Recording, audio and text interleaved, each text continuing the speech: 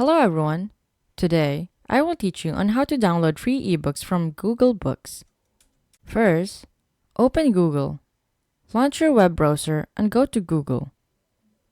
Then, type the name or topic of the ebooks you want to find in the search bar. For example, if you're looking for this type of books, then hit Enter. Click on More from the search options. Then, select Books from the drop-down menu to filter the results specifically for books.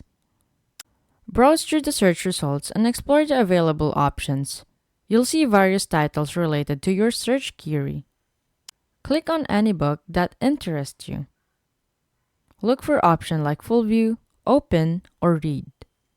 Select the appropriate option to access the book's content.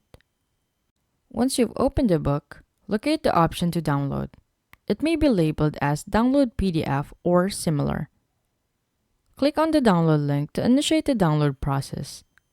A download pop-up will appear. Click on Start Download to begin downloading the ebook. The ebook will be downloaded to your device in just a few seconds. Once downloaded, you can open the ebook and start reading. You can also read the ebook online for free if you prefer. By following these steps, you can easily download free ebooks from Google Books.